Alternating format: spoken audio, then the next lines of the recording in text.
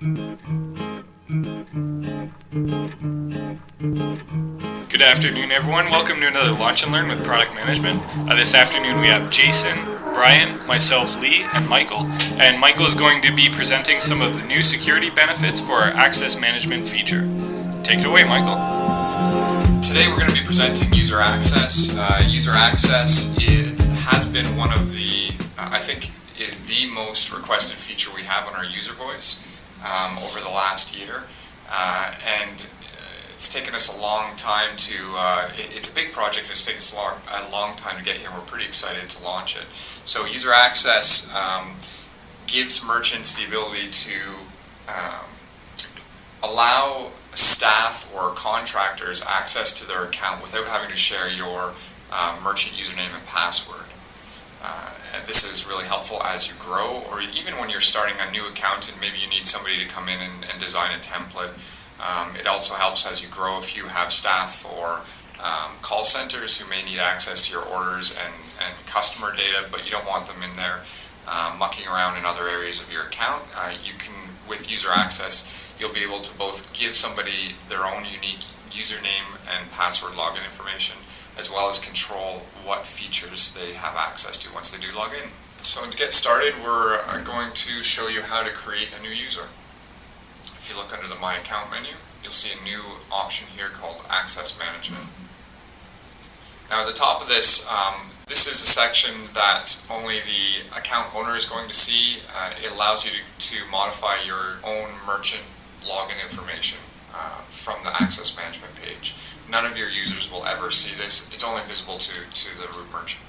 Down at the bottom, the Access Management section, there's three main tabs. One is Manage Users, Manage Roles, and Access Logs. So the Manage Users will display all of the users that you have in your account, whether they're active or not.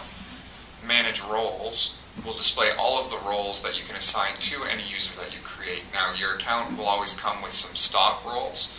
It's a little mucked up because we're zoomed in here, but these are all the stock roles that come with your account. Some standard type of functionality, giving people, you could assign access to affiliate sections, clients, order managers, etc.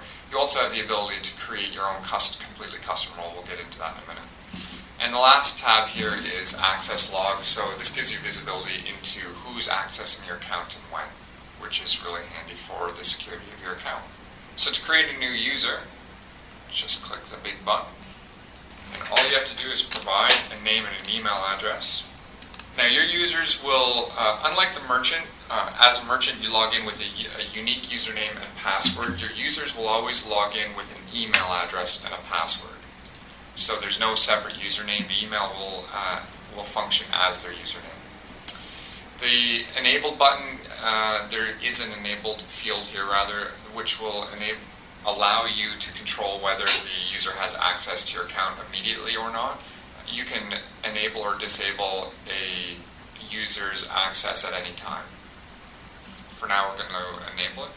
This last field also allows you to control when the user's access is going to expire. This is handy if you want to give somebody temporary access to your account. You can rate when you're creating the user. You can set when you want them to expire.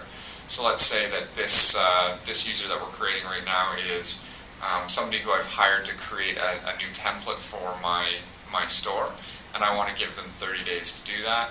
I could set a date out about 30 days from now, and without me having to take any further action, this user's access is automatically going to disable on this date. There's also more contact type data that you could enter if you wanted to do so. For now, we're going to leave that alone. It's important to note that when you create a user, what happens is a new contact is added to your database. So this is a contact that will appear, and you'll be able to view and search on like any other contact, whether they be a customer or a lead who signed up for a newsletter mailing list. And I'll show you a little bit about that in a minute. Okay, once you've saved your user, you can then assign them a role. So let's say that this new role was a designer. Now the designer stock role, has access to all template areas, email templates and store templates. And now we've created a user. So from the user page, we can go over to the contact details page. Like I said, the user is created as a contact within your system. So you could go through the contact search page and find them that way as well. And you'll see that there's a new field on the contact page, user role. This contact has user role of designer. It is enabled. And so if we had a contact already in our records and we wanted to turn them into a user, would we be able to do that through there? Yeah, certainly you can do that as well. So if we went just to search for contacts, here's John Smith, you'll see the user that I've just created. But if you wanted to take any contact that you might have in there already, you could, you'll see right now the one that we've just opened is not currently a user. But you can click on the assign user role. It'll take you back to the user creation page, and you can continue with this assigning an access role to this contact. And that would turn them into a user. Users do have their own unique login page, and I'll show you that in a minute. So if we go back to the Manage Users tab for a second, you can see that the user that we just created is listed here. You can see that they have one role assigned to them. And if you hover over that, you'll be able to see what role it is as well. Yeah, so I'll show you the login. This is the regular merchant login page, and if you see down here, we've added a new line for user login. Now, if your users were to go, there's other ways for user login, I'll show you that in a second, but you can send the user through to the same page that you would log in as a merchant. They can click here, and there's a unique login page for them, which they would put in their email address and their password, and click login, merchant ID. This merchant ID, it's important to note, is only visible if they try to log in this way by going to the merchant login page and clicking over to the user login page. There's other ways which I'll get into for you to provide access to your users, and the merchant ID, it's not required if they go through any of the other alternative login methods, because we'll already know which merchant account they're trying to access. In this case, though, the problem is we need to know whose account they're trying to log into, and they can just log in through here. So if you go to the site links page, you'll see that there's a new link down here for user login. This is a link that you can use to provide your users access. This takes them to that login page. And you'll see through that link, there's no merchant ID field. You can see right in the URL that it's been appended, so that if anybody clicks on this link, we're going to know which merchant ID that they were trying to access. Now, there's a couple of other ways to do that. This site links page is if you ever need to manually hand it out to somebody, of course. There are in both autoresponders and broadcasting. If you go to create a new message,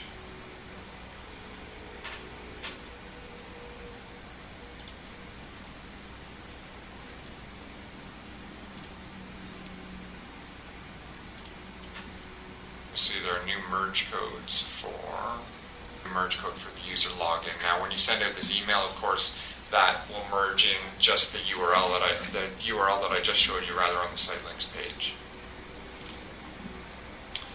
This is also available in stores,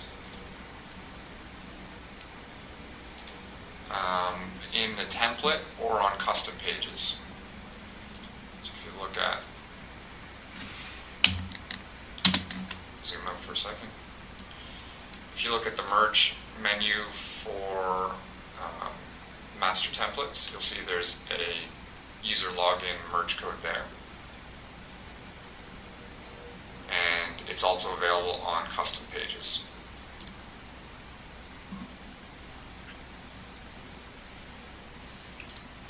If we go back to access management and over to the manage roles page,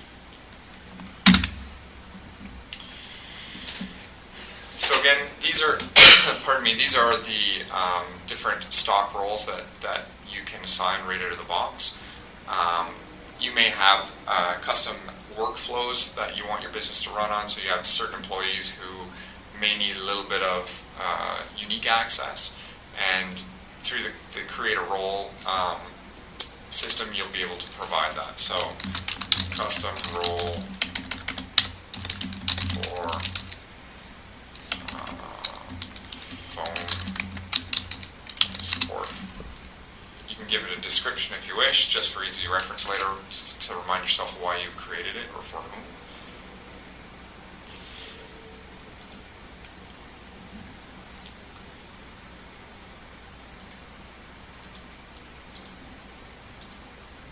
Okay, so there's a couple of unique things to remember, or to note rather, about this.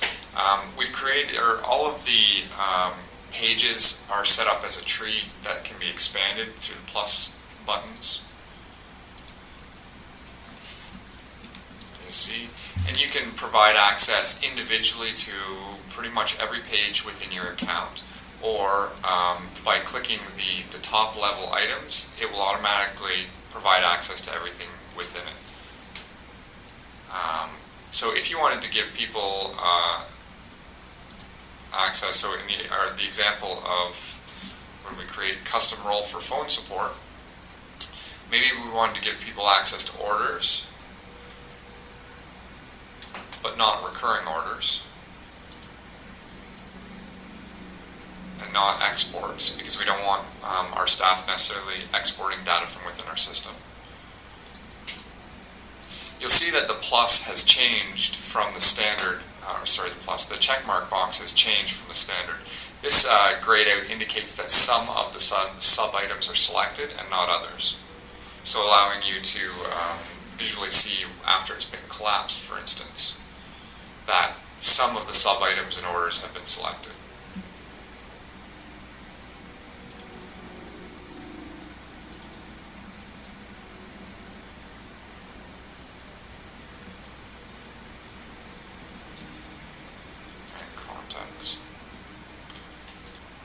So now that we've selected some resources for our custom role, we can save that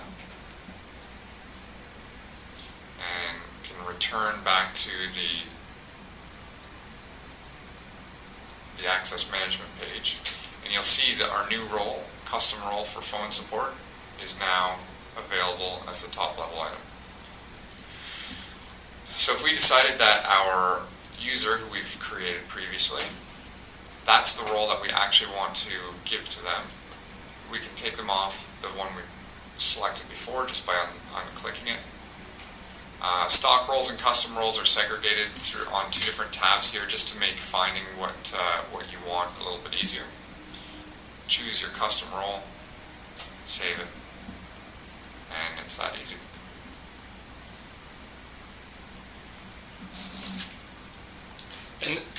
And then, so what happens if a user tries to navigate to a page which they don't have access to? If a user tries to access or click on any page, click through to a page that they don't have access to, they're going to get a big message that says, essentially it says you don't have access, and contact the account owner if to talk about it if they want access.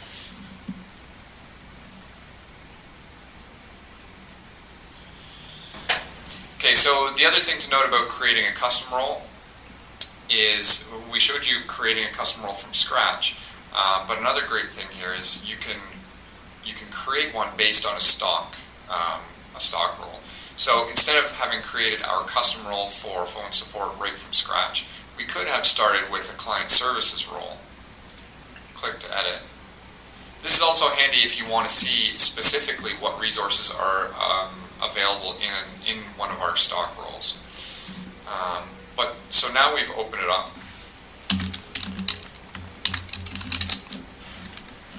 Change the name. You could change the description if you wanted to, of course. Let's say again, we didn't want to give them access to recurring for whatever reason. We did want to give them access to products. Save as new, which is the only option on this page once you come to edit a stock role. If you're editing a custom role, you'll be able to save changes to that role, or you'll be able to save it as new. So you could use a custom role as a template as well to make a new one. Looks great, thanks.